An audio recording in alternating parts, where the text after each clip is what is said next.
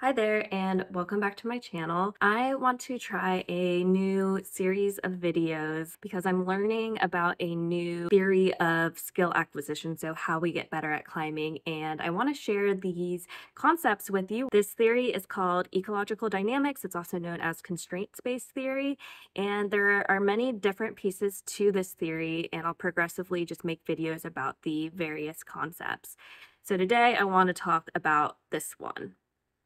A big piece of the ecological dynamics theory is that the athlete's interaction with their environment is an important consideration.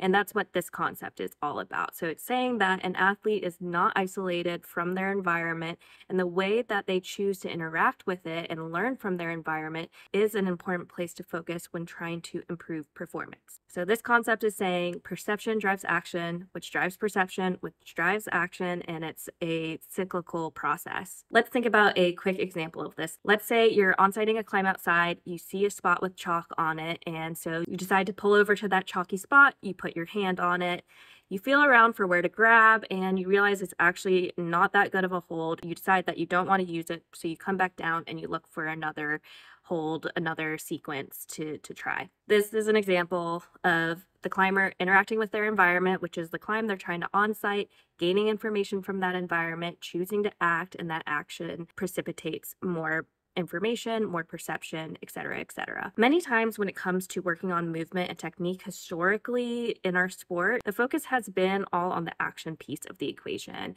You want to get better at heel hooks, so you practice heel hooks over and over and over. And while it is important to know a skill, know how to do that skill, know how to do that technique, if you're not able to perceive when to use that technique or skill, it's not going to matter. There were a couple of examples of this during this year's Wujiang men's lead semifinals during the crux section of their climb, and I thought this would be a really nice case study for this concept. The crux section of this climb was extremely burly and powerful, and it seemed that being able to find restful positions was important for recovering between the moves and consequently make it through into the finals. The first example I'd like to bring up was a knee bar preceding the power section. In the commentary, they mentioned that the setters said there were no knee bars on the route. However, a handful of athletes did find a solid knee bar rest. At this level, I would say it's safe to assume that all of these athletes know how to knee bar, and not only that, they know how to knee bar well, but only a number of them perceived this specific knee bar. So the question is, what were the differentiating factors between those who saw the knee bar and acted on it, and for those who didn't?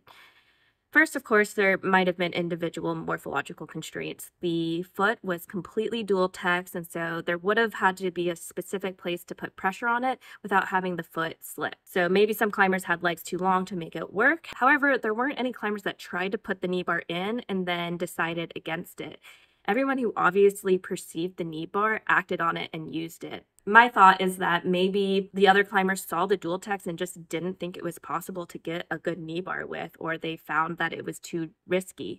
However, some clearly trusted it, as Hans even went no hands in the knee bar. And just to note, 4 out of the 9 climbers who made it to the finals did use this knee bar, so about half of them. Of note was Maximilian, who did use the knee bar and then proceeded to also find hand jams in this volume feature. He was able to rest before a very bicep-y compression sequence. Using a crack between volumes like this is not new to the World Cup scene. This technique really first made its debut in the Meiringen 2019 World Cup, where the men's final boulders spit all of the finalists off over and over until Adam Ondra came out last and easily hand jammed his way up in like 30 seconds. It wasn't something they had learned or practiced much. Adam's outdoor climbing experience allowed him to both perceive and execute this beta seemingly very easily. He even turned around in the middle of the boulder to wave to the crowd. Of course, after this World Cup, all the teams went home, set similar boulders, and practiced hand jamming as a new skill in their repertoire.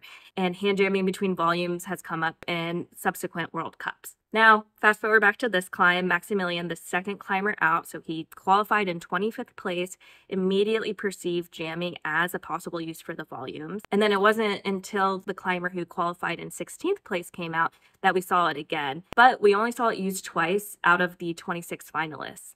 However, both the climbers who used the hand jams made it through to finals. This was Shuta Tanaka, who qualified into the semis in 16th place and then ended up qualifying for finals in 3rd place.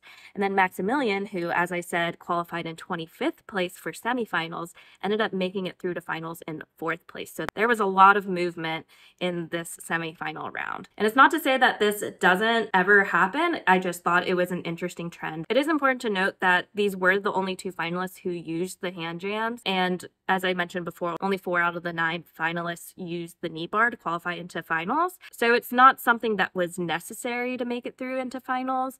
However, we did lose some big names who we might have expected to make it through into finals, including Tomoa and Do-hyun Lee. Really what it looked like for a lot of these athletes is that they just got powered down throughout this crux section. All to say, I thought these were cool examples of the perception and action cycle. I do want to note that while perception is important, there's also a flip side to the coin where sometimes we can get too sucked into a certain technique. For example, let's say you finally learn how to knee bar and then all of a sudden you see knee bars everywhere and you're immediately perceiving that as the best option, when sometimes maybe you get sucked into a knee bar that works against you and isn't actually as effective of beta. So once you know a skill, you can perceive where there's a possibility to use it, but then you also have to decide, is this the best option? Is this the best possibility?